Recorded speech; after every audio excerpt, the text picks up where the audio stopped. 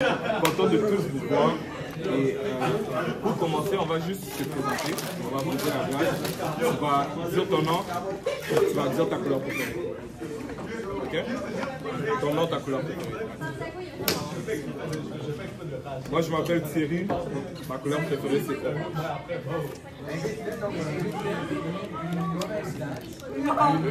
Bleu.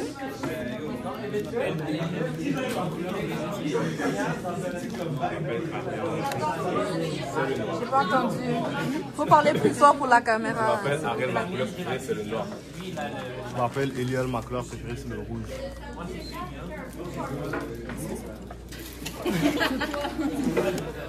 Mon nom c'est Carly. Et ma couleur préférée c'est le rouge. Moi c'est Dashlell, ma couleur préférée c'est le Langue de noir.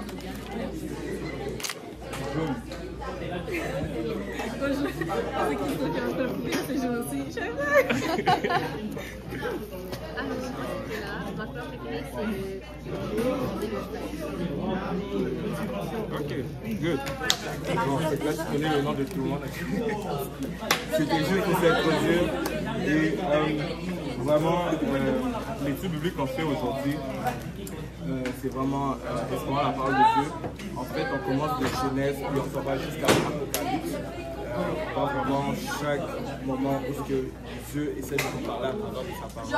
On voit vraiment qu'est-ce que Dieu essaie de nous enseigner. On va passer vraiment Genèse, on va voir c'est quoi les moments les plus forts, les moments les plus importants. Puis on va essayer de prendre la parole puis de la mettre en pratique aussi, parce que c'est ça qui est vraiment ça. Juste avant de commencer, bien sûr, on va prier. Si frère Ariel, tu peux nous guider en prière, s'il vous plaît.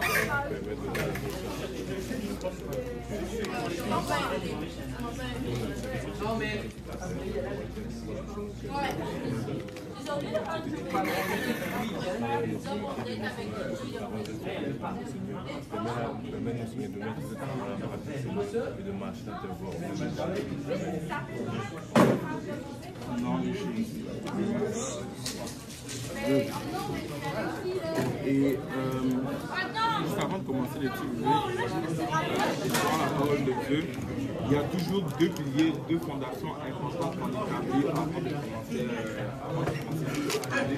Et ces deux choses que moi je trouve important à annoncer quand je commence mon étude. Et la première chose, ça se trouve dans le livre de Actes, chapitre 16, verset 32. Si quelqu'un peut me le lire.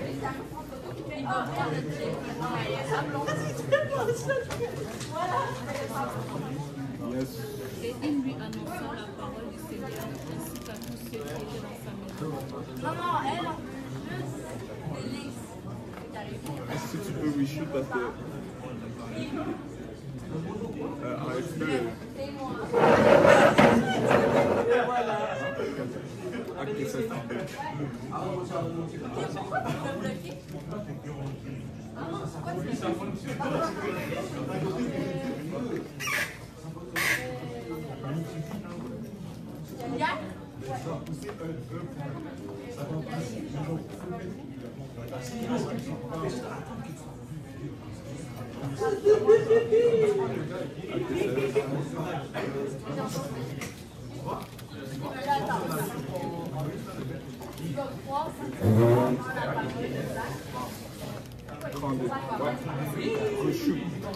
Et il lui annonça la parole du Seigneur. Et la première chose, le premier pilier qu'on essaie toujours d'établir, c'est le fait que l'étude biblique que nous faisons, ça ne se donne pas juste dans les quatre murs de l'église. En fait, c'est partout qu'on peut faire l'étude biblique. C'est partout qu'on peut se poser et partager la parole de Dieu. La parole de Dieu n'est pas faite juste pour être restreinte à l'intérieur de l'église. C'est être fait pour vraiment partager partout, dans n'importe quel lieu qui est propice, afin que nous puissions partager la parole de Dieu. Et nous le voyons, et vous le voyez, nous sommes à l'école, nous partageons la parole de Dieu, et ça c'est vraiment la volonté de Dieu. Et si vous avez besoin d'études bibliques. Si vous voulez qu'il y ait une étude biblique qui s'établit chez vous, comme ce verset le dit, nous pouvons le faire. Nous pouvons aller chez vous, faire une étude biblique. Si vous voulez que vos parents apprennent la parole de Dieu, si vous voulez que vos frères et sœurs apprennent la parole de Dieu, nous pouvons le faire. Vous avez cœur à nous le dire et on pourra s'arranger pour cela. Ça, c'est le premier pilier. Le deuxième pilier, ça se trouve dans le livre de Actes, chapitre 17. Faites le chapitre juste après ça, à partir du verset 11.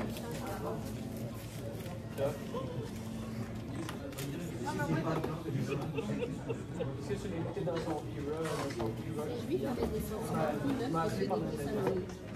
Ils reçurent la parole avec beaucoup d'empressement. Pour voir si ce qu'on leur disait était exact. Ces Juifs avaient des sentiments plus nobles que ceux des Thessaloniques. Ils reçurent la parole avec beaucoup d'empressement et ils examinaient chaque jour les Écritures pour voir si ce qu'on leur disait était exact. Tu peux lire les versets d'après? Plusieurs d'entre eux crurent, ainsi que beaucoup de femmes grecques de distinction et beaucoup d'hommes. Et ça va être le deuxième pilier qu'on établit.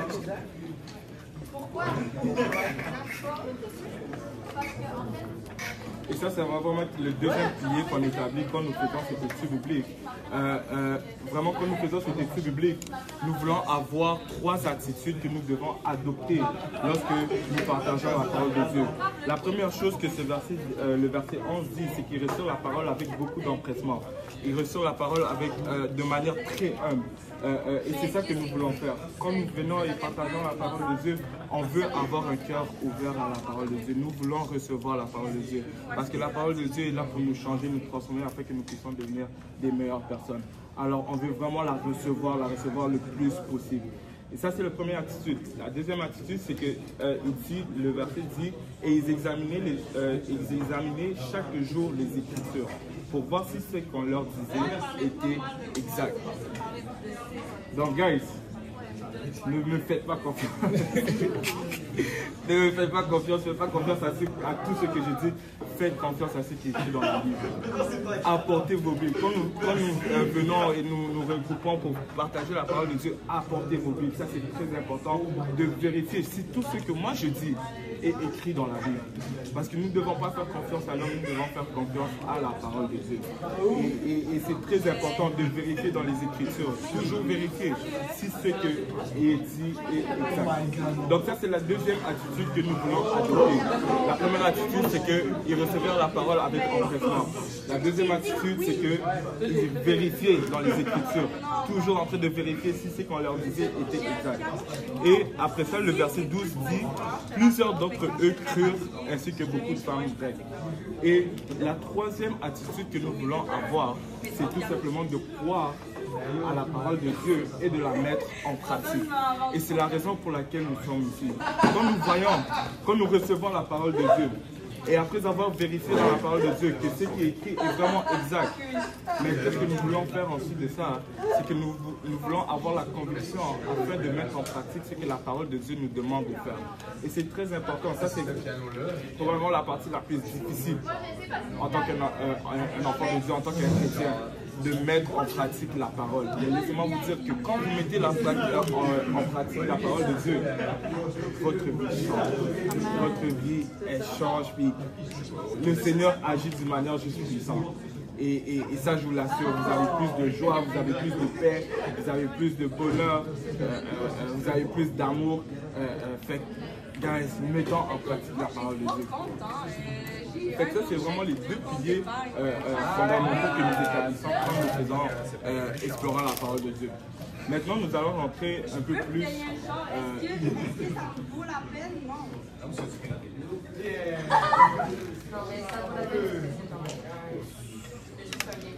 Là, je pense que oui, il va falloir qu'on achète un chose de manger.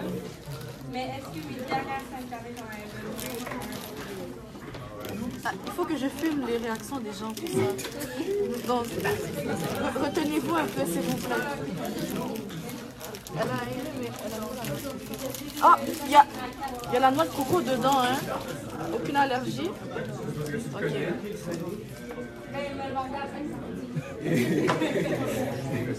Et maintenant, nous allons juste commencer avec l'introduction de la Bible, comprendre un peu comment la Bible est faite. Et est-ce que quelqu'un sait comment, c'est quoi le mot Bible en grec? 475. Est-ce que quelqu'un veut cesser? Biblio.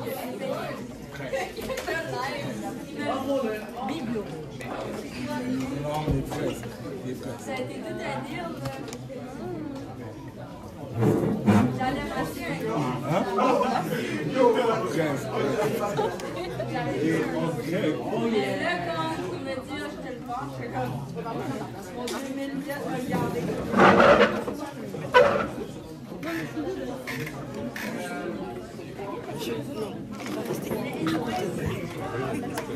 C'est que ça vous sortit moins cher de payer ma café et c'est souvent moins en plus que payer le bar de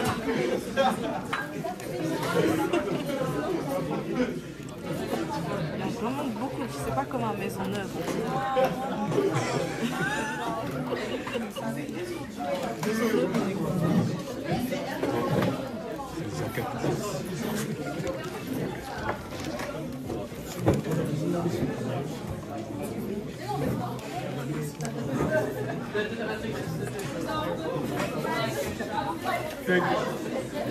Et c'est ça, on essaie de deviner c'était quoi le mot la Bible en grec. Et quand vous faites vos recherches, en fait, vous allez voir que en grec, Bible c'est ta Biblia. T'étais proche quand même.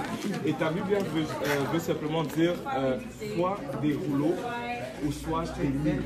C'est que la Bible, en fait, c'est vraiment un ensemble de livres. Des fois, je sais que nous, respectivement, on pense que la Bible c'est juste un livre complet et c'est ça la Bible. Mais en fait, la Bible c'est un ensemble de livres. Exactement, littéralement. Et c'est vraiment plusieurs livres mis ensemble. On te dit que la Bible contient 66 livres à l'intérieur. Et quand tu regardes vraiment comment la Bible est utilisée, en fait, la Bible est utilisée comme en deux parties. La première partie, c'est vraiment ce qu'on appelle l'Ancien Testament. L'Ancien Testament, c'est ce qu'on appelle aussi la Torah. Et la deuxième partie, c'est ce qu'on appelle le Nouveau Testament. Et le Nouveau Testament, c'est vraiment la bonne nouvelle de Jésus-Christ. Il est mort à la croix pour le pardon de nos péchés. Et nous, en fait, qu'est-ce qu'on va faire? C'est qu'on va commencer par l'Ancien Testament. Pourquoi on va commencer par l'Ancien Testament? Tout simplement pour ceci. Est-ce qu'on peut aller dans le livre de Matthieu, chapitre 1?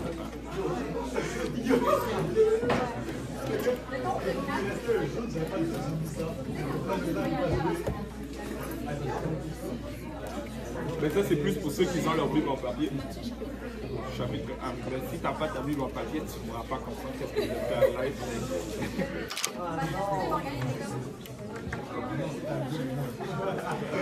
Matthieu 1.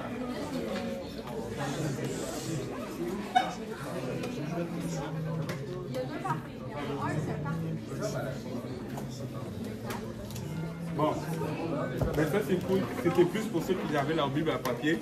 En fait, quand tu regardes, quand on ouvre notre Bible, en fait, à Matthieu 1, il y a une chose qu'on réalise. En fait, quand tu regardes réellement, l'Ancien Testament contient littéralement le 2 tiers, parce que le 2 tiers complet de la Bible. C'est littéralement le 2 tiers, donc c'est pour ça que nous commençons à l'Ancien Testament. Et quand tu regardes vraiment la réalité des choses, c'est que l'Ancien Testament est la fondation du Nouveau Testament. Si tu veux mieux comprendre le Nouveau Testament, tu dois lire l'Ancien Testament. Et je sais que des fois, quand, en tant que chrétien, vu que nous sommes dans le Nouveau Testament, vu que nous sommes dans le temps de la grâce, ben, nous commençons effectivement par le Nouveau Testament, dans le livre, c'est direct des évangiles.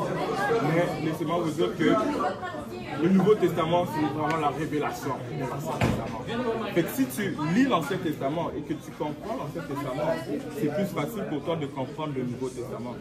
Et j'ai écouté une prédication à un moment donné, le prédicateur avait dit ceci.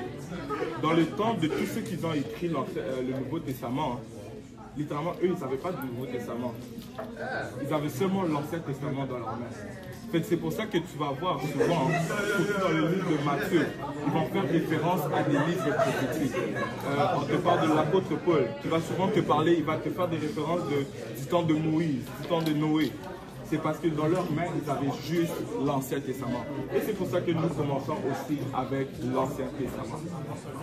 Et quand tu regardes en fait l'Ancien Testament juste ici, quand tu regardes l'Ancien Testament, comment c'est fait, en fait, l'Ancien Testament est divisé en 4 parties. Et on appelle ça des temps, 4 temps. Et le premier temps de l'Ancien Testament, on appelle ça le temps de l'innocence. C'était vraiment le temps où Adam et Ève vivaient dans le jardin et étaient en constante communion avec Dieu. Et ils étaient dans un temps d'innocence parce que, tout simplement parce qu'ils ne savaient pas c'était quoi le péché. Ils ne savaient pas c'était quoi, c'était littéralement comme des enfants innocents. Ils ne savaient pas c'était quoi le bien et le mal, ils ne savaient pas c'était quoi le péché. Et ça, c'était vraiment le premier temps. Le deuxième temps de l'Ancien Testament, c'est le temps de la confiance. Et ça se passe quand Adam et Ève désobéirent à la parole de Dieu. On appelle ce moment-là, en fait, la chute de l'homme.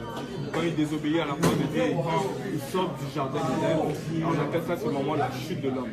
Et c'est vraiment le temps de la conscience parce qu'ils ont mangé le fruit de l'arbre de la connaissance du bien et du mal. Maintenant, ils sont conscients c'est quoi le péché, ils savent c'est quoi le péché.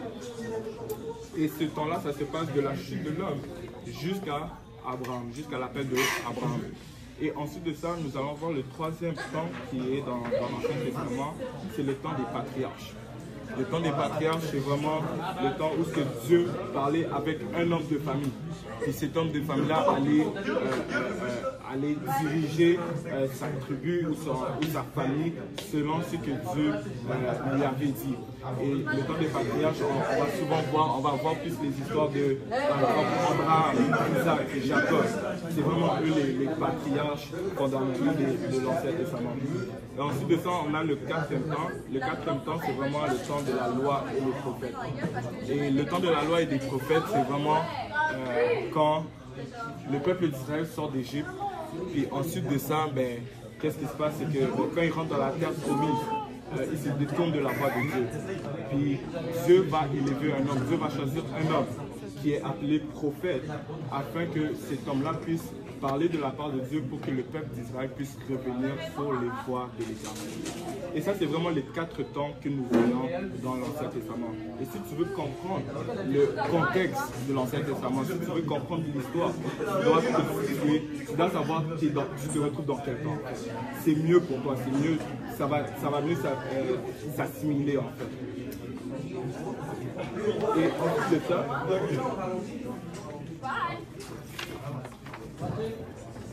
ici, nous voyons un peu plus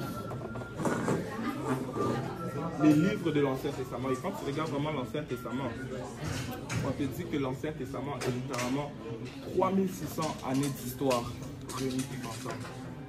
3600 années d'histoire. Ça, c'est énorme. Ça, c'est beaucoup. 3600 années d'histoire. Et je pense qu'il y a environ 35 auteurs qui ont écrit l'Ancien Testament. Et les livres de l'Ancien Testament contient 39 livres au total. 39 livres au total. Et quand tu regardes vraiment comment c'est fait, en fait c'est divisé en 4 parties.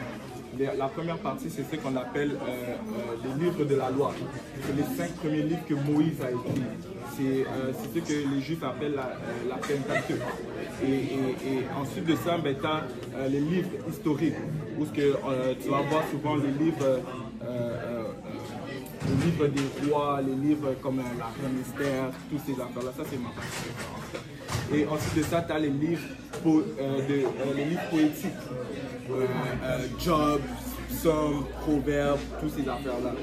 Et après ça, tu as les livres prophétiques. L'Ancien Testament se finit avec les livres prophétiques. Parce que tantôt, je vous disais que le peuple d'Israël, souvent, ils étaient en captivité à Babylone. Dieu a élevé un homme pour qu'il puisse parler à son peuple. Et c'est vraiment divisé en 4 parties. Et quand tu regardes vraiment tous ceux qui ont écrit l'Ancien Testament, tous les hommes qui ont écrit l'Ancien Testament, tu peux vraiment voir que ils n'étaient pas tous instruits.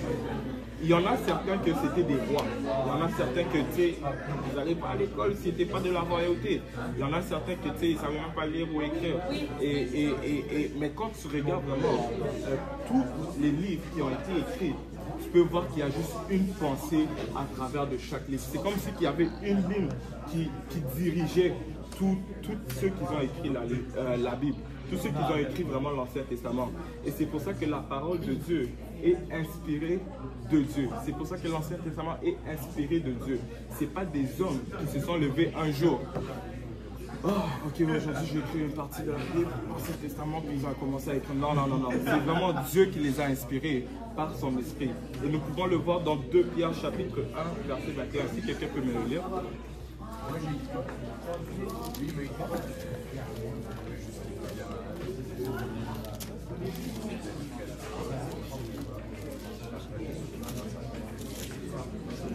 Ouais, 2 Pierre chapitre 1, verset 21.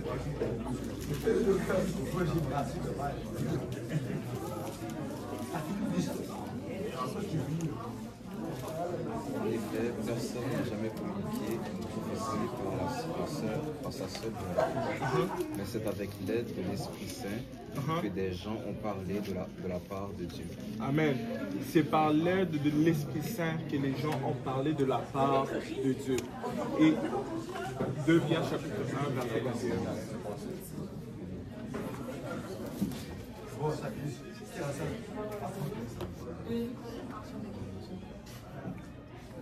Et la Bible dit que c'est par l'aide de l'Esprit Saint qu'ils ont écrit de la part de Dieu. Donc tous ceux qui ont vraiment écrit ont été guidés par le Saint-Esprit. Et si on peut lire un autre passage aussi, dans 2 Timothée, pardon, excusez-moi, dans 2 Timothée chapitre 3 verset 16.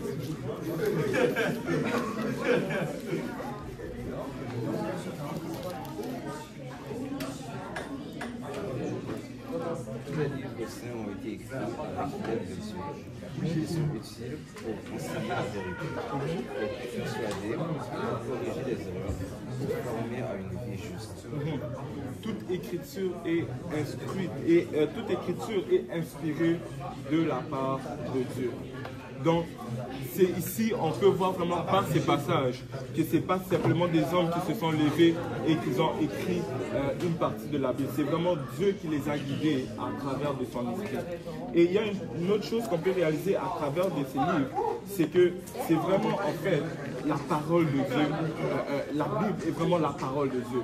Et personne, en fait, peut du jour au lendemain se décider de la modifier, se décider d'écrire une partie ou de rajouter quelque chose d'autre. En fait, la Bible est vraiment la parole de Dieu. C'est Dieu qui décide comment sa Bible a été faite. Et on peut le voir dans, si quelqu'un peut me le lire, Apocalypse chapitre 22, 19.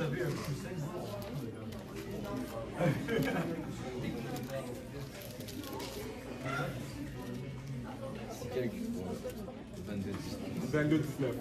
Si quelqu'un enlève quelque chose aux paroles prophétiques de ce livre, Dieu lui enlèvera sa part des promesses de ce livre. Amen. Il ne pourra plus. Ouais, tu veux, c'est correct. Et la Bible dit directement, si quelqu'un enlève quelque chose de la parole, d'une parole de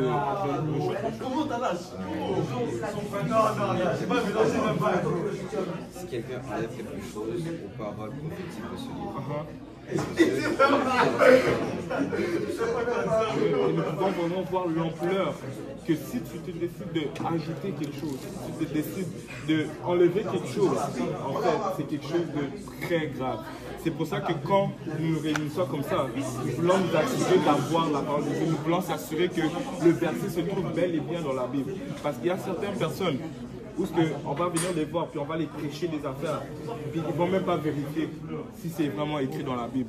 Ils ne vont même pas vérifier si c'est qu'on leur a dit, si c'est quelque chose qui est réellement dans la Bible. C'est pour ça que c'est important de toujours vérifier dans la Bible ce qu'on te dit. Et on peut voir un autre passage dans Proverbe chapitre 30, verset 6.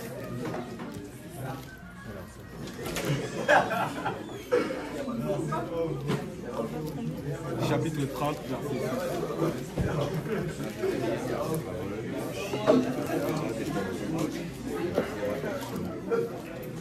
n'ajoute rien. Que quelqu'un dise rien. N'ajoute rien à ces paroles. De peur qu'ils ne te reprennent et que tu ne sois trouvé menteur. Et c'est pour ça que nous voulons garder la parole de Dieu telle qu'elle est. C'est pour ça que quand tu veux aller voir quelqu'un, lui partager quelque chose par rapport à la parole de Dieu, sors ta Bible, sors le verset. N'aie pas peur de ne pas connaître le verset, sors-le, parce que tu ne veux pas te retrouver menteur. Et une dernière chose qu'on voit par rapport à ces livres-là, en fait, c'est tout simplement que Dieu a gardé sa parole. Nous avons vu tantôt que c'est 3600 années d'histoire au complet que l'Ancien Testament contient. Et nous sommes littéralement en 2025.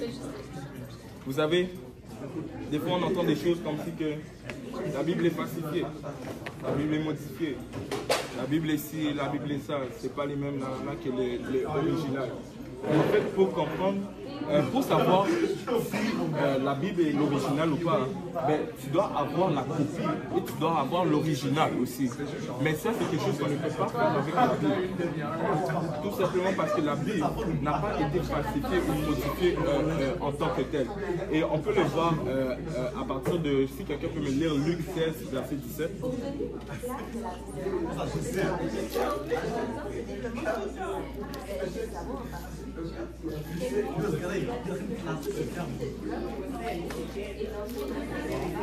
La terre disparaîtra facilement qu'un seul petit être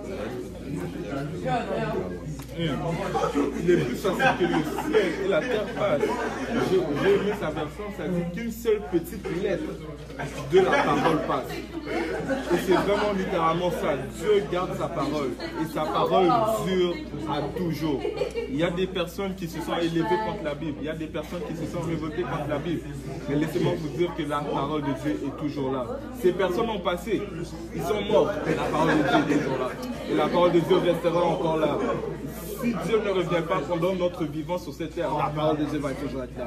Elle va rester pareille, elle ne va pas changer. Amen. Et c'est toujours important de savoir cela. Bon, maintenant que nous avons vu un peu la formalité de comment c'est fait, on va un peu plonger dans la semaine de la création. On va vraiment plonger dans la semaine de la création pour voir qu'est-ce que Dieu nous dit durant la semaine de la création.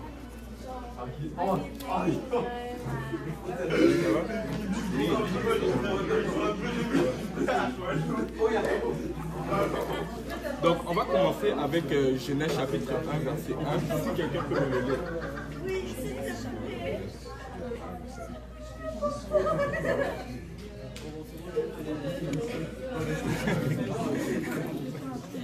Au commencement, Dieu créa les cieux et la terre. Et déjà, par le premier verset de la Bible, on peut soutirer quand même deux choses quand même très importantes, deux leçons très importantes. Et je ne sais pas si vous voyez comment la phrase est faite en tant que telle, mais si vous regardez vraiment comment la phrase est faite, on peut voir que ben, elle aurait pu être écrite d'une autre manière. Ça aurait pu être écrit au commencement, les choses de la terre ont été créées. Ça aurait pu être écrit les choses de la terre ont été créées. Ça aurait pu être écrit au commencement, les cieux et la terre. Mais la parole de Dieu dit exactement au commencement, Dieu. Au commencement, Dieu. Et ça, la première leçon que nous voulons voir, nous voulons structurer dans ça, c'est tout simplement que nous devons mettre Dieu au commencement de chaque chose que nous faisons. Nous devons mettre Dieu au commencement de chaque chose. Quand tu te réveilles, mets Dieu au commencement. Je sais qu'il y a des personnes, et je sais que moi aussi je me bats avec ça, que quand je me réveille, je saute directement sur mon téléphone, voir les messages que j'ai reçus, et tout. Mais quand nous nous réveillons, essayons de mettre Dieu au commencement.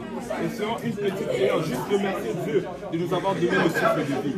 Nous devons mettre Dieu au commencement de mes journées, Dieu au commencement de mes études, Dieu au commencement de mes examens, au commencement de mes projets. Dieu est là. c'est très important de mettre Dieu au commencement de chaque chose que nous faisons en tant qu'enfants de Dieu. Et laissez-moi vous dire que si vous mettez Dieu au commencement de chaque chose que vous faites, vous êtes bon, t'es bon, vous allez voir, votre vie va juste changer. Votre vie va juste, ça va être juste différent. Et ça, c'est la première leçon que nous voyons dans ce passage. La deuxième leçon, c'est tout simplement ceci. La Bible dit, Dieu créa les cieux et la terre. Et croyez-le ou pas, c'est vraiment le verset le plus difficile de la Bible. Le premier verset est vraiment le verset le plus compliqué pour certaines personnes. Vous savez, on vit vraiment dans un monde où on nous appelle à avoir du raisonnement dans chaque chose que nous faisons. On vit dans un monde où on doit toujours réfléchir, on doit toujours avoir un raisonnement. On doit utiliser notre cerveau pour réfléchir. Mais avec Dieu, ça ne fonctionne pas comme ça. Dieu ne nous appelle pas à servir selon notre intelligence, selon notre sagesse ou selon les capacités que nous avons. Dieu nous appelle à le servir par la foi. Et nous le voyons dans Hébreux chapitre 11, si quelqu'un peut me lire Hébreux chapitre 11 à partir du verset 1.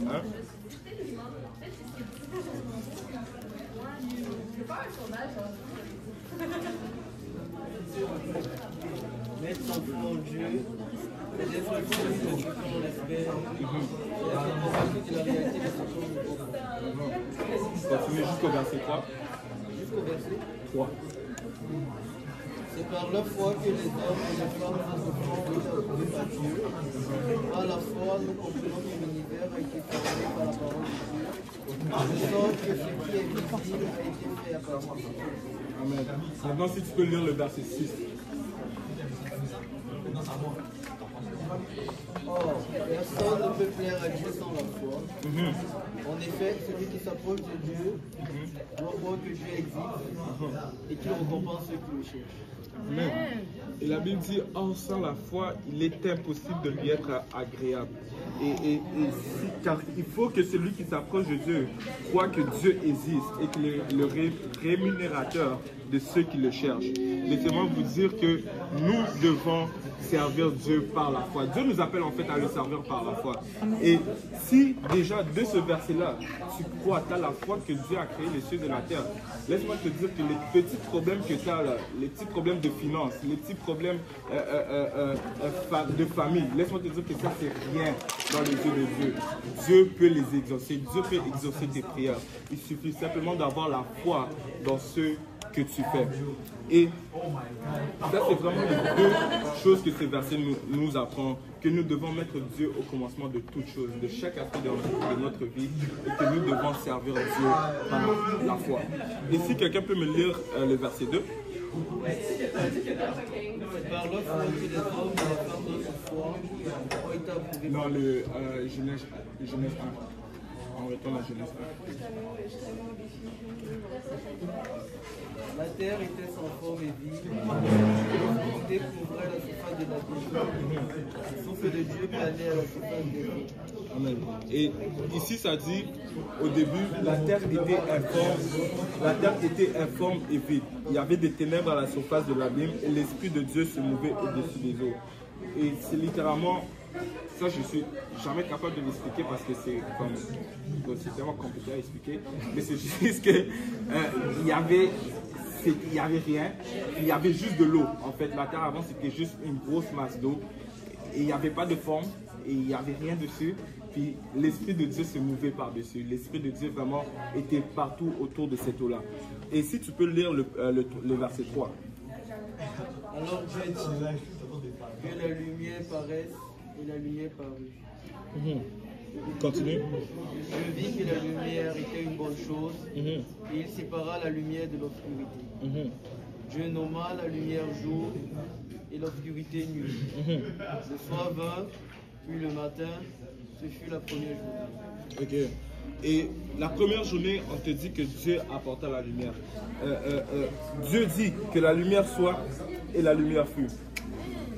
Et ensuite, Dieu vit que la lumière était bonne et Dieu sépara la lumière d'avec les ténèbres. Et il y a deux leçons à sortir là-dessus aussi. En fait, quand tu donnes ta vie à Jésus-Christ, quand tu es un enfant de Dieu, tu as été baptisé au nom de Jésus-Christ. Mais qu'est-ce qui se passe ensuite de ça? C'est que maintenant tu dois marcher dans la lumière. Nous sommes appelés des enfants de lumière. C'est important que quand tu vis pour Dieu, quand tu vis en tant qu'un chrétien, tu dois te séparer des œuvres des ténèbres.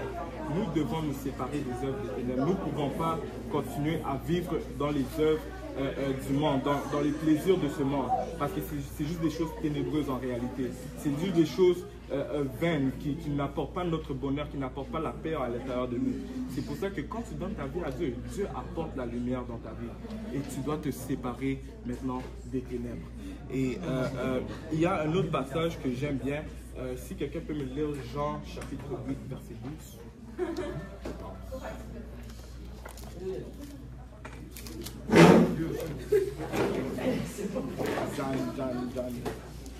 Jésus leur parla de nouveau et dit, je suis la lumière du monde.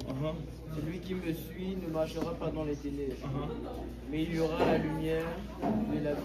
Amen. Jésus leur parlait de nouveau et dit, je suis la lumière du monde. Celui qui me suit ne marchera pas dans les ténèbres, mais il aura la lumière de la vie. Et c'est ça qui se passe quand tu suis Jésus-Christ.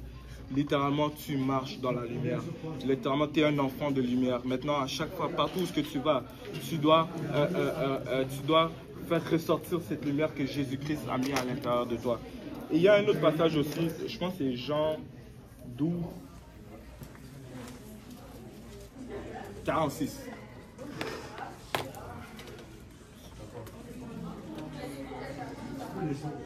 Moi, la lumière, je suis venu dans le monde. Ainsi, tous ceux qui croient en moi ne restent pas dans la nuit. Amen. Et moi, ma version que j'ai ici, ça dit je suis venu comme une lumière dans le monde afin que quiconque croit en moi ne demeure pas dans les ténèbres. Laisse-moi te dire, quand tu mets ta vie dans les mains de Jésus-Christ, tu ne peux pas demeurer dans les ténèbres. Tu dois être un enfant de lumière. Tu es appelé à marcher dans la lumière. Tu ne peux plus marcher dans les ténèbres.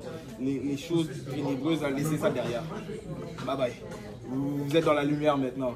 Et c'est vraiment ça quand tu vis pour Jésus-Christ. C'est vraiment ça quand tu revêtes le nom de Jésus-Christ dans les eaux du baptême. Tu es un enfant de lumière maintenant. Et on va continuer dans le livre de Genèse.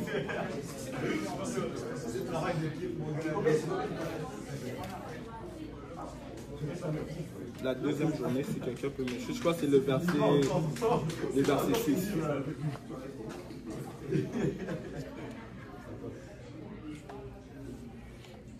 Dieu dit qu'il y a une étendue entre les eaux et qu'elle sépare les eaux d'avec les eaux. Et Dieu fit l'étendue et il sépara les eaux qui sont au-dessous de l'étendue d'eau d'avec les eaux qui sont au-dessus de l'étendue. Et cela fut ainsi. Dieu appela l'étendue ciel.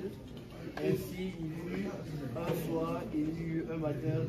Ce fut le second jour. Amen. Et la deuxième journée, nous voyons que Dieu fait quoi? Dieu crée le ciel. Dieu crée le ciel. Et en fait, la masse d'eau que j'essayais de démontrer tantôt, que je ne suis pas capable de démontrer. Bon, la masse d'eau, Dieu a séparé en deux. Et l'eau d'au-dessus et l'eau d'en dessous, qu'est-ce qu'il y a au milieu? C'est vraiment ce que Dieu appelle le ciel. Et c'est vraiment la deuxième journée que Dieu a créé le ciel. Et tu peux continuer la troisième journée.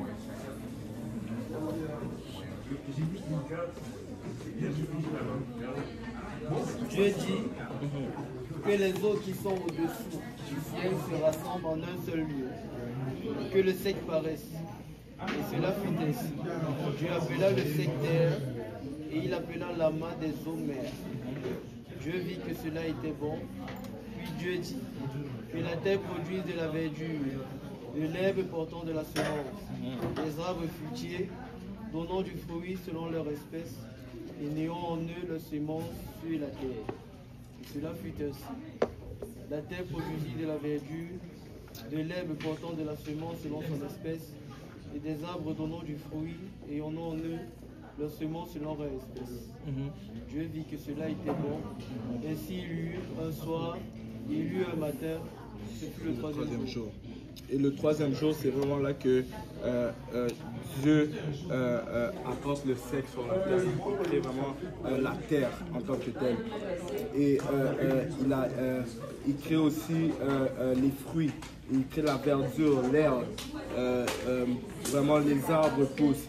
Et la partie qui est intéressante, ça dit de l'herbe portant de la semence, des arbres fruitiers donnant du fruit selon leur espèce et ayant en eux leur semence sur la terre, et cela fut ainsi. Après ça, ça dit la terre produisit de la verdure, de l'herbe portant de la semence selon son espèce, et des arbres donnant du fruit ayant eux leur semence encore selon leur espèce. Et la chose que nous voulons retenir ici, c'est que les arbres et les fruits, c'est selon leur espèce.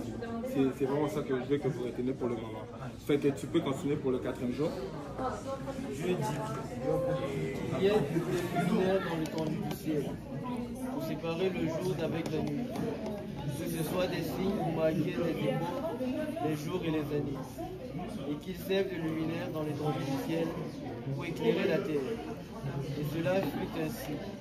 Je fis les 2 grands luminaires, le plus grand luminaire pour présider au jour, et le plus petit luminaire pour présider à la nuit. Je fis aussi les étoiles. Dieu les plaça dans l'étendue du ciel pour éclairer la terre, pour présider au jour et à la nuit, et pour séparer la lumière d'avec les ténèbres. Dieu vit que cela était bon. Ainsi il y eut un soir, il y eut un matin, ce fut le 4e jour. Amen. Et le 4e jour, Dieu crée vraiment les grands luminaires. On te parle du soleil, de la lune, les étoiles. Et il dit vraiment que cela est pour marquer les époques, les années, les jours. C'est vraiment par cela que nous pouvons compter les journées, nous pouvons compter les années, les semaines. Nous sommes capables de distinguer tout cela à cause des luminaires qu'il a créés. Et tu peux continuer encore?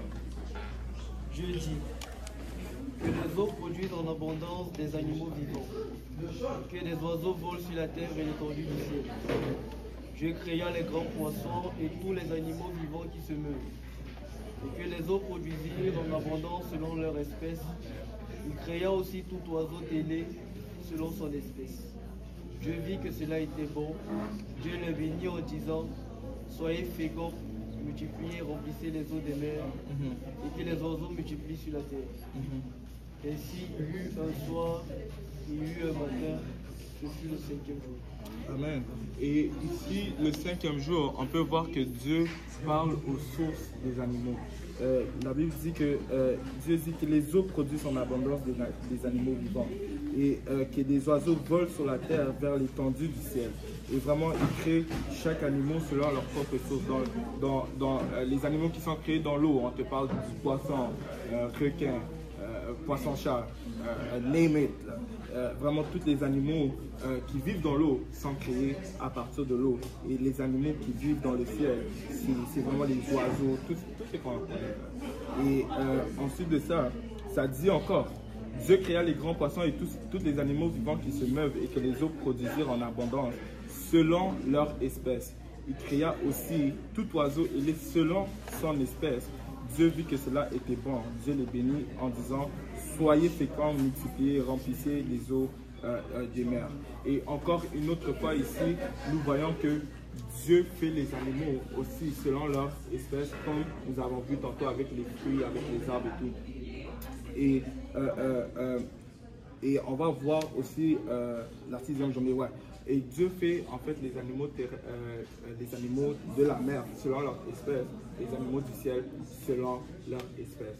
Il fait les arbres fruitiers selon leur espèce. Et il y a vraiment une leçon à l'intérieur de ça. Si on peut continuer encore à la 6e journée.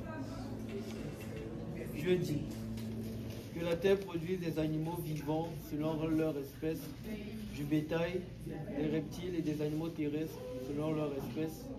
Et cela fut ainsi. Je fis les animaux de la terre selon leur espèce. J'ai vu le verset 2 fois. Non. Le bétail selon son espèce, et tous les reptiles de la terre selon leur espèce. Dieu vit que cela était bon. Puis Dieu dit: faisons l'homme à notre image, selon notre ressemblance, et qu'il domine sur les poissons de la mer, sur les oiseaux du ciel, sur le bétail, sur toute la terre, et sur tous les reptiles qui rampent sur la terre. Dieu créa l'homme à son image, il le créa à l'image de Dieu, il créa l'homme et la femme. Dieu les bénit, et Dieu leur dit, soyez féconds, multipliez, remplissez la terre, et l'assujettissez, et dominez sur les poissons de la mer, sur les oiseaux du ciel, et sur tout animal qui se meut sur la terre. Et Dieu dit, voici, je vous donne tout herbe portant de la semence, et qui est dans la surface de toute la terre, et tout arbre en lui, du fruit d'arbre portant de la semence. Ce sera votre nourriture. Et à tout animal de la terre, à tout oiseau du ciel, et à tout ce qui se meut sur la terre, et en soit un souffle de vie. Je donne toute herbe verte pour nourriture. Et cela fut ainsi. Dieu vit tout ce qu'il avait fait, et voici, cela était très beau. Ainsi, il eut un soir, et il eut un matin, ce fut le 6e jour. Et à la 6e journée, Dieu crée les animaux terrestres selon leur espèce encore. Et je voulais juste que vous remarquiez cela en fait. Dieu a créé chaque chose selon sa propre espèce. Et en fait, la leçon tout simplement là-dedans à se tirer, c'est que on ne peut pas mélanger les choses de différentes espèces.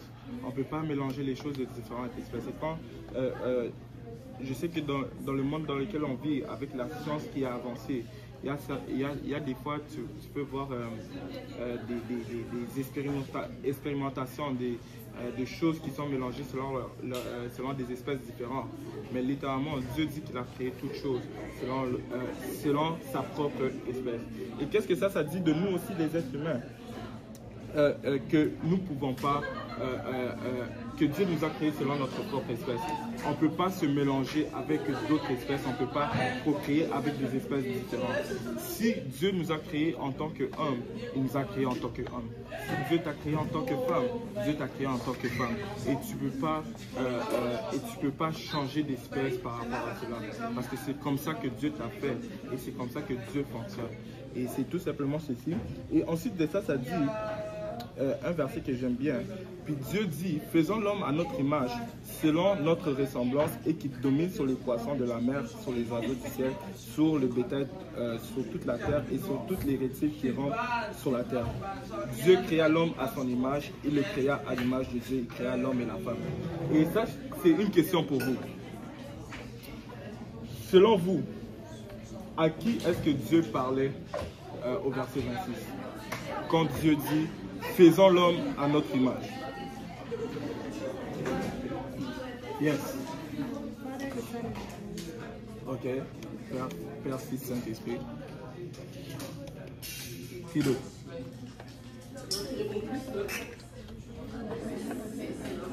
Ok. Je vais lever ceci.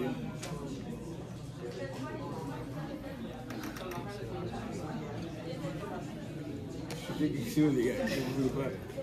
Dis-vous. Dieu parlait, en fait, il parlait à lui-même. Ok, Dieu parlait à lui-même. Ok. Quelqu'un d'autre? Non. Ok. Ben, il y a comme 3 hypothèses que nous voyons sur ce passage-là de l'Écriture. Et la première hypothèse, en fait, c'est que plusieurs personnes pensent que Dieu parlait à des anges. Il dit, faisons l'homme à notre image et selon notre ressemblance. Donc Dieu parlait à des anges. Ça, c'est la première hypothèse. La deuxième hypothèse, c'est qu'on l'a nommé. Ça dit, plusieurs personnes pensent que Dieu parlait au Père, Fils et au Saint-Esprit. C'était le Père, Fils, Saint-Esprit qui étaient ensemble et qui se parlaient. Et d'autres personnes disent aussi que Dieu se parlait à lui-même. Et on va voir chaque hypothèse pour voir à qui réellement Dieu parlait. Et la première hypothèse, ça dit que Dieu parlait à des anges. Et quand tu regardes en fait les Écritures, on peut déjà éliminer cette hypothèse-là. On peut aller dans Ésaïe, on peut aller dans Ésaïe 44.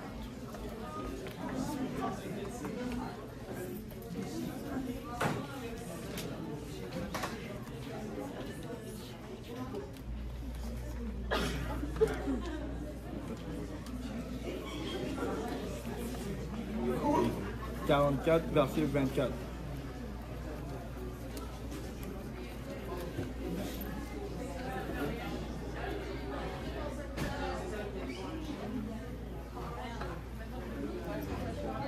Ouais, Ésaïe 44, 24. Si quelqu'un l'a péché.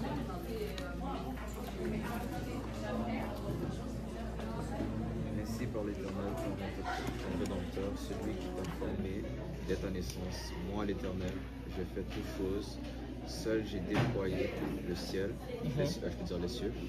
Seul j'ai entendu la terre. Amen. Étendu la terre. Et ça dit, moi l'Éternel, je fais toutes choses. Seul j'ai déployé les cieux et seul j'ai étendu la terre. Et donc déjà la première hypothèse, on peut l'éliminer directement. Donc ça veut dire que il ne parlait pas à des anges, parce que seul il a déployé les cieux et seul il a étendu la terre. Donc on vient à la deuxième hypothèse. La deuxième hypothèse, le seul truc avec la deuxième hypothèse, c'est que dans le verset que nous avons lu en fait, on ne peut pas déterminer qui parle avec qui. On ne peut pas déterminer si c'est le Père qui parlait au Fils, si c'est le Fils qui parlait au Père, puis le Saint-Esprit. On ne peut pas déterminer si c'est le Saint-Esprit qui parlait au Père et puis au Fils. Donc, c'est pour ça que quand tu regardes en réalité, Dieu, en fait, dans ce passage, se parlait à lui-même. Et on peut le lire directement dans le passage après. Ça dit... Puis Dieu dit, faisons l'homme à notre image selon notre ressemblance. Donc ici, il se parle. Puis dans le verset 27, ça dit, si quelqu'un peut le lire.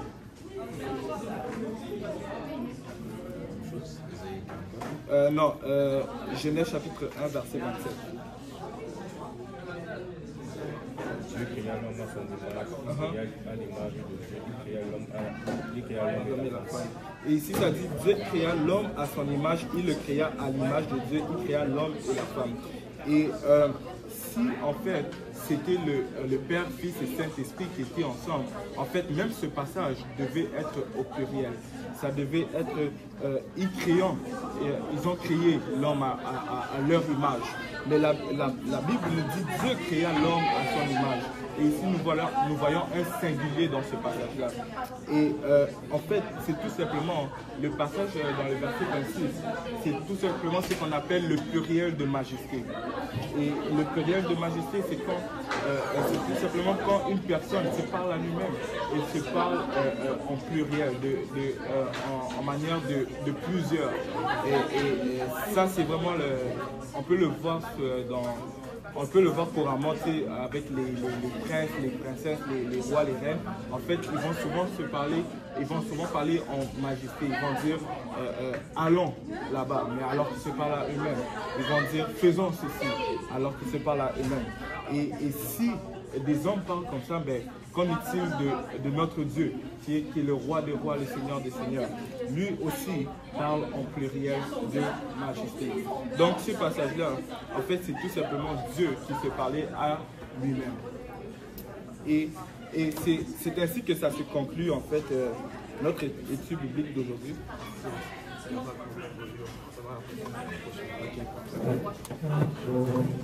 Et c'est tout simplement ainsi que se conclut notre première étude biblique d'aujourd'hui. Je pense que la plupart... Est-ce que vous avez des cours qui commencent à déjà? Tu vas partir, hein? Ok, ben, on se voit la prochaine.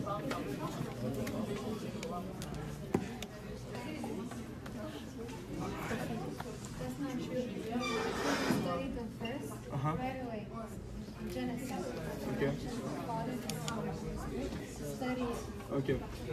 Ben, on pourra se parler. Ouais, il n'y a pas de problème.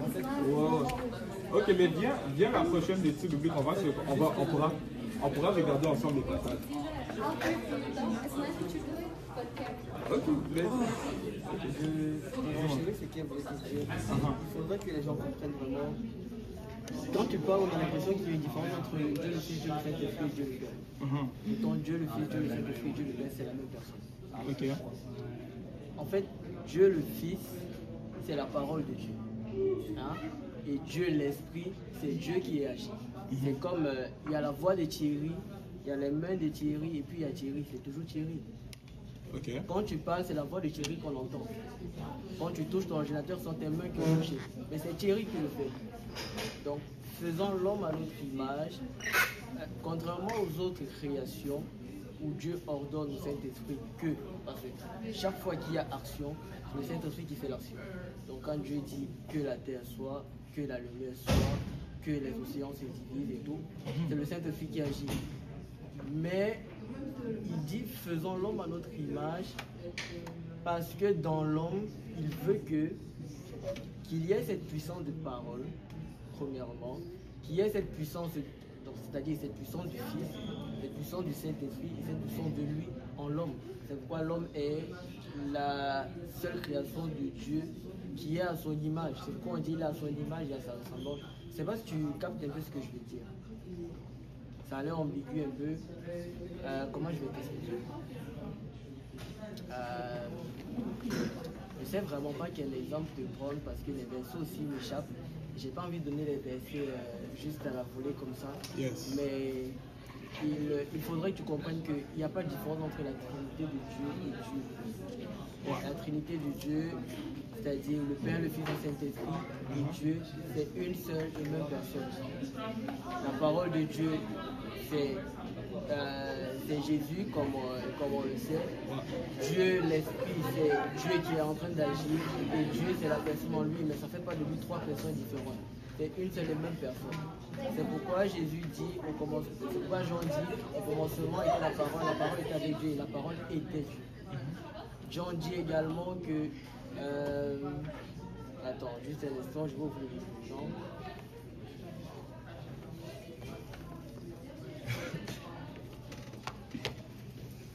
Au commencement était la parole. Yes. Et la parole était avec Dieu. Et la parole était Dieu. Okay. Elle était au commencement avec Dieu. Toutes choses ont été faites par elle. Et rien de ce qui a été fait n'a été fait sans elle. Là, c'est ce que Jean dit. Le verset que tu as donné précédemment dans Isaïe, Dieu dit également dans Isaïe que... c'était quel chapitre déjà? 44-24.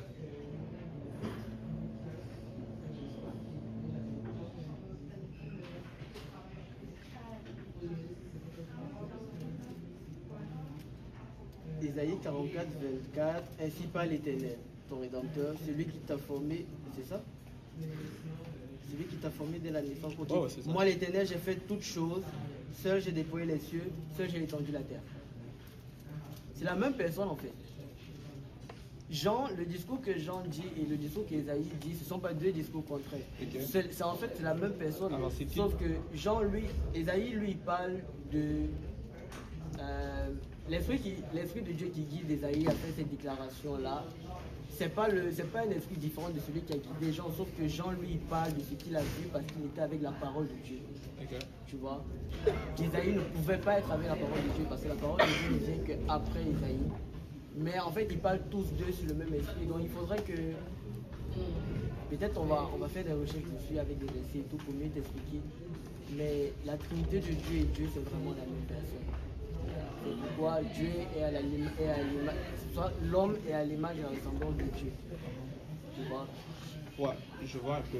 Alors c'est qui a fait l'homme à son image? Parce que ça dit faisons l'homme à notre image, puis après ça dit Dieu créa l'homme à son image. Dieu se parle à lui-même. Qui est Dieu? Dieu c'est le Saint-Esprit, Dieu c'est le Fils, Dieu c'est le Père. Qui est l'homme né de nouveau? L'homme né de nouveau, qui est fils de Dieu, est le même qui est... Quand tu nais de nouveau, le principe de la nouvelle naissance, c'est d'être en Christ. Et quand Jésus dit, afin qu'il soit, quand Paul dit, afin qu'il soit héritier et co-héritier de Christ, et qu'il soit assis à la droite, parce que quand on est de nouveau, en fait, Dieu nous voit comme Christ. La différence entre le pécheur et celui qui n'est pas né de nouveau, c'est que le pécheur, celui qui n'est pas né de nouveau, Dieu te voit comme le stranger, t'es un étranger, gros, tu vois. Contrairement à celui qui est en Christ, je sais pas comment je vais t'expliquer. Ah, c'est compliqué un peu. Mais quand on dit Dieu faisant l'homme, il se parle à lui-même. C'est vraiment en lui-même qu'il se parle, tu vois. Quand tu nais de nouveau, par exemple, l'objectif d'être né de nouveau, c'est que Dieu, parce que tu ne peux pas entrer au royaume des cieux si tu n'as pas la parole. On est d'accord? Qu'est-ce qu'il faut pour avoir la parole? C'est d'être en Christ.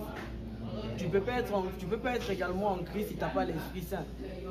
Tu vois, c'est un truc qui va toujours de pair. C'est pas trois propriétés distinctes. Je sais pas si tu vois un peu. Je n'étais pas préparé à faire ce genre d'études. C'est pourquoi j'ai des idées qui fusent un peu, mais donc c'est Dieu qui a créé l'homme à son image. C'est Dieu qui a créé l'homme à son image. C'est ça qu'il dit ou pas? On est d'accord. Le problème c'est que tu as dit, tu avais deux hypothèses. Oui. Tu as dit, des gens disent que Dieu parlait à... Tu as dit quoi? Les deux hypothèses qui étaient quand elle Dieu se parlait à lui-même. Et la deuxième? Et la deuxième, c'est que c'était la Trinité qui s'est constituée. Justement, tu ne peux pas dire que Dieu et la Trinité sont deux sujets différents. C'est pourquoi elle n'était pas d'accord. Et puis tu as dit que... en fait, tu parlais de temps, en fait, on se disait que Dieu est une personne, et Dieu et le Fils, le Père, le Saint-Esprit, c'était trois autres personnes différentes. Pourtant, c'est une seule et même personne. C'est ça le conseil de la J'aimerais juste mettre un truc, parce que souvent, il y a des gens qui croient que le Père, le Fils, Saint-Esprit et Dieu, c'est trois personnes différentes. Oui. C'est ça. En fait, c'est ça qu'il disait. Il disait que c'est pas trois personnes différentes. Non, en fait, il disait l'inverse. Il disait l'inverse parce qu'elle n'était pas d'accord parce qu'il disait qu'il y a Dieu, il y a le Fils, il y a le Saint-Esprit, il y a le Père, le Fils et le Saint-Esprit. Et puis, sauf si moi et elle, on n'a pas bien compris, mais c'est ce que moi j'ai compris en tout cas. Il a dit que la première hypothèse, c'est que Dieu parlait au Fils et au Saint-Esprit. Et la deuxième hypothèse, c'est que Dieu s'est parlé à lui-même. Or, le Fils, le Saint-Esprit, c'est Dieu. En fait, je crois qu'en fait, il voulait dire qu'il y a certaines personnes qui croient qu'il y a le Père, le Fils et le Saint-Esprit qui sont en train de se parler à eux-mêmes. C'est ça qu'il disait qu'il y a certains gens qui croyaient ça. Mais en fait, c'est pas ça. C'est juste que Dieu se consultait lui-même. Ouais. Que vraiment les trois sont là et ils font genre un consensus, mais les trois font. Ça, c'est pas biblique. C'est pas biblique comment? Les trois sont en haut, genre, et ils font genre un consensus et ils se parlent puis ils disent genre faisons l'homme à notre image. Ça, c'est pas biblique. Parce que quand Dieu a dit, il a fait les choses seul, il a fait les choses seul. Il y a une seule entité divine. Il y a une seule entité divine, puis c'est Dieu. La Bible nous dit dans Jean 4, 24 que Dieu est esprit. Il faut que ceux qui l'adorent, l'adorent en esprit, en vérité. Et on sait que quand la Bible parle du Fils, on sait que le Fils fait référence à justement la chair. Ça fait référence à la chair. Vu que Dieu est esprit, il fallait qu'il y ait du sang versé pour nos péchés. Et ça, on va le voir au travers de l'Évangile. Mais il fallait absolument qu'il y ait du sang versé pour nos péchés et pas n'importe quel sang. Tu vois? Et Dieu est esprit. Donc, un esprit ne peut pas verser son sang pour le péché des hommes, n'est-ce pas? Donc, il fallait qu'il y ait une chair. Puis, il faut savoir que la Bible parle aussi du fait que Dieu est un esprit invisible. Et puis, la Bible dit quoi? Pour faire le lien avec faisons l'homme à notre image, ça dit que Jésus est l'image du Dieu invisible. Jésus-Christ, c'est Dieu manifesté dans la chair. Ça, c'est l'histoire de toute la Bible. Les prophètes parlent de ça. Jésus-Christ, c'est Dieu manifesté dans la chair. C'est pas qu'il y avait Jésus en haut, il y avait Dieu en haut, il y avait le Saint-Esprit. Non. Il y a le Père créateur. C'est le même esprit duquel Jean parlait dans Jean 4, 24. C'est cet esprit-là qu'on adore en esprit, en vérité, c'est Dieu. Puis c'est cet esprit-là, justement, qui s'est manifesté dans la chair. La Bible dit qu'en lui habitait corporellement toute la plénitude de la divinité de Dieu. Puis c'est ce même Dieu-là qui a dit que lui-même allait venir sur terre, payer le prix de nos péchés. Il n'allait pas envoyer personne d'autre. C'est notre Dieu créateur qui s'est fait une chair pour venir payer le prix pour nos péchés. Et c'est son esprit qui a ressuscité Jésus des morts. Et c'est cet esprit-là qui habite en nous aujourd'hui qu'on reçoit le don du Saint-Esprit. C'est là, je pense, la différence entre ce qu'on entend aujourd'hui. Allô? Hey, si vous voulez manger, il y a de la bouffe qui vient d'arriver, c'est gratuit. Oh. Donc, si ça vous donne un petit peu après, vous pouvez passer. Merci. C'est ça, en fait, c'est là la différence. Je sais pas si c'est moi qui arrive pas à bien expliquer, tu vois, mais on dit la même chose en fait. Ouais. Dieu est esprit. Oui. Personne n'a jamais vu Dieu, Dieu est esprit. On est d'accord quand même. Jésus n'est que Dieu fait de chair. On est d'accord tout de même. Mais qu'est-ce qu'on sait de la Trinité? On sait que Dieu le Fils est la parole de Dieu. Jésus-Christ est la parole de Dieu. Oui, On est d'accord. manifesté par C'est la chair. parole manifestée chair. Jésus. Dans la Trinité, Jésus est le Fils. Ok. Parce que dans la Trinité, on a Dieu le Père, Dieu le Fils, Dieu le Saint-Esprit. C'est ça la Trinité. Voilà, la chair, il n'y a rien de divin dans la chair. de Oui, Jésus-Christ. justement, on va arriver, tu vois. On sait de la Trinité que c'est Dieu le Père, Dieu le Fils, Dieu le Saint-Esprit. Dieu le Père, c'est Dieu. Et Dieu le Fils, c'est la parole qui s'est manifestée en chair, qui est devenue Jésus. Et on a Dieu le Saint-Esprit. On est d'accord. C'est pas trois Là, tu m'as concepts mis trois différents. dieux. Non, c'est pas trois dieux, c'est une seule même personne. Parce que tu as dit Dieu C'est le comme Père, si. Dieu le Fils, C'est Dieu le comme si- Saint-Esprit. Hein? C'est juste des fonctions en fait. C'est juste des fonctions, mais c'est juste comme. C'est quand même Dieu, tu vois, qu'on peut pas. En fait, c'est la même personne. Comme je te disais, la voix de Thierry, il y a Thierry, il y a la voix de Thierry, et puis il y a les mains de Thierry. C'est Thierry. Si moi je suis de dos et que Thierry me dit Emmanuel, je vais savoir c'est Thierry parce que c'est la voix de Thierry. Tu vois, mais ça reste Thierry. Mais j'ai pas vu Thierry, c'est la voix de Thierry que j'ai entendue. Je sais pas si on se comprend bien. Donc, c'est une seule et même personne, justement. Et quand il dit faisons, ce sont toutes ces forces-là, toutes ces. Comment je vais dire? Ce sont toutes ces. C'est toutes ces. Je sais pas si je dis ce pouvoir-là, mais c'est à lui en fait qu'il se parlait. C'est ça que quand tu nais de nouveau, tu reçois toutes ces caractéristiques-là. Par le Saint-Esprit, tu as le pouvoir de la création. Et par la parole de Dieu, qui est ta parole, on dit la vie et la mort sont au pouvoir de la langue. Donc par ta parole, comme vu que tu es en Christ et que tu as le même esprit que lui, et que tu as le même esprit avec Dieu, grâce à ta parole, tu peux construire comme tu peux détruire. Dieu aussi, lui, il construisait, il détruisait juste avec la parole. Dieu a créé l'univers avec la parole. Toi, tu construis ce que tu veux de ta vie avec la parole. Tu vois, on est d'accord. Grâce au Saint-Esprit, tu harcèles ce que tu as dit. Par le Saint-Esprit, tu guéris, par exemple. Par le Saint-Esprit, tu sors des situations ahurissantes et inespérées et tout. C'est grâce au Saint-Esprit que tu fais cela. C'est la même chose en Christ. C'est pourquoi il y a des gens qui disent Dieu a parlé, il parlait à la mer pour créer le poisson. Il a parlé à la mer pour avoir du poisson. Il a parlé à la terre pour avoir les semences de la terre. Ça veut dire que si tu enlèves le poisson de la mer, le poisson lui il meurt. Si tu enlèves l'arbre de la terre elle meurt. De la même manière, quand tu enlèves l'homme en Christ, l'homme meurt. Je ne sais pas si j'embrouille un peu ou ça devient confus, mais en fait, il faudrait juste que. Parce que tu as parlé tout à l'heure, j'ai eu le même problème avec elle, c'est que on avait l'impression que tu parlais de trois personnes différentes. Il y avait le Fils, le Saint-Esprit et Dieu à part, et puis il y avait Dieu à part. Non, moi je pense qu'elle, en tout cas moi ce que je dis, mais je pense qu'elle pense vraiment qu'il y a trois êtres, comme il y a trois. Dans le ciel là, il y a Dieu le Père, il y a un train pour Dieu le Père, Dieu le Fils, Dieu le Saint-Esprit. Moi c'est comme ça que je le voyais. Moi aussi, c'est comme ça. Pas que... La caméra vers qui?